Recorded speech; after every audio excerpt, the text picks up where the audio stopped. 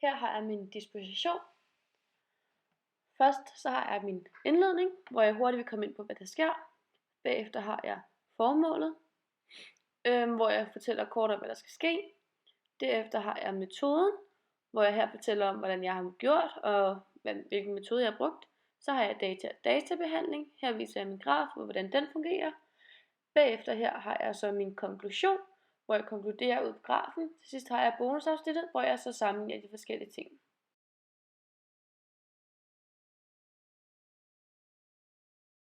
Jeg har valgt udfordring C, som lyder således. Find ud af, hvilken sammenhæng der er mellem menneskets højde og afstanden mellem menneskets fingerspidser, når man strækker dem ud til hver sin side.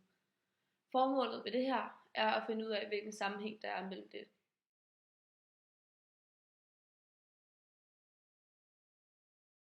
Metoden vi brugte til at måle udfordring C var, at vi havde 37 testpersoner.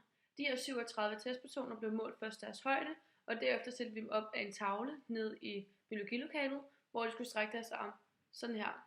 Så måler vi, hvor vi sørgede for, at der var en 90 graders vinkel, stort set, og så målte vi med at sætte streger ud på hænderne, der hvor fingerspidserne var, og så målte vi, hvor langt der var mellem der, og så sammenlignede det med højden. Det var meget vigtigt, at vi satte det fra fingerspids til fingerspids, så vi var sikre på, hvordan det var. Derefter målte vi det i centimeter, for at sørge for, at de to variabler hang godt sammen.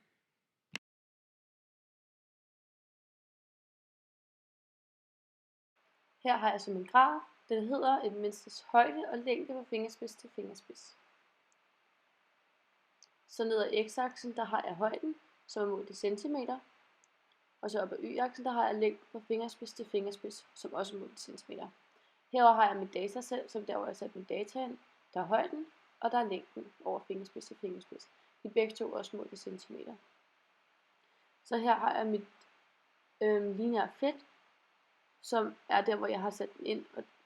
Så den første, det er mx, som er der, hvor du siger, at hvis du går 1 ud af x-aksen, altså 1 cm, så går du 1,052 op af y-aksen. Altså centimeter. Så 1 cm ud og 1,052 cm op. Derefter har jeg min b-værdi, som hedder minus 25. Den er hernede, og det er der, hvor den så skærer y-aksen. Hvis den skulle have været lineær, sådan helt præcis lineær, skulle den have skåret i 0. Så har vi min correlation, som er 0,93. Den er ikke stor nok til at være 100% lineær, og så når du tager jeg i anden værdien, den er 0,8828. Det viser, at den ikke er lineær.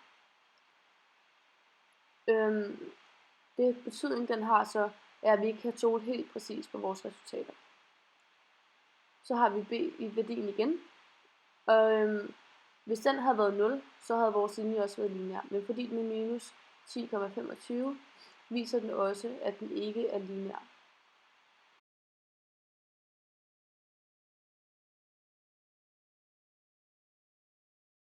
I min konklusion er jeg kommet frem til, at der er en sammenhæng mellem højden og længden fra fingerspids til fingerspids. Jeg har valgt at konkludere det som en lineær sammenhæng, selvom at min R i anden værdi, som jeg viste tidligere, ikke er høj nok. Det er fordi, at der har været diverse fejlkilder formentlig. Fejlkilderne kunne være, at folk ikke har rettet sig ordentligt op, da vi for eksempel målte deres højde, eller at nogle mennesker bare er født med rigtig korte arme, eller rigtig lange arme, som så har skabt den her fejlkilde ved, at det ligesom ikke passer overens med deres højde. Oven i det er der også nogen, som så har været tykke, eller hvis der er nogen, der har været overvægtige, eller har trænet rigtig meget her i brystet, som så har gjort, at de har været bredere over her end andre mennesker. Det har altså også skabt en fejlkilde. Derfor har jeg så stadig valgt at lave den her konklusion, at der er en lineær sammenhæng mellem højden og længden fra fingerspids til fingerspids.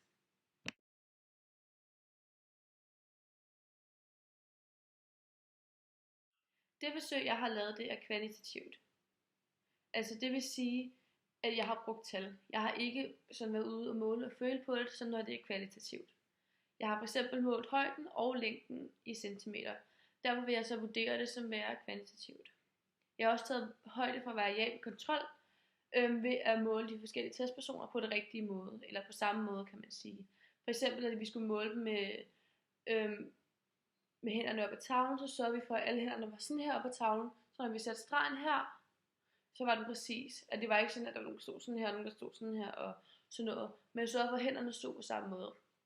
Derfor sørgede vi også for, at når vi så skulle tage højde for variabel kontrol, at vi sørgede for, at alle de testpersoner, vi havde, tog deres sko af.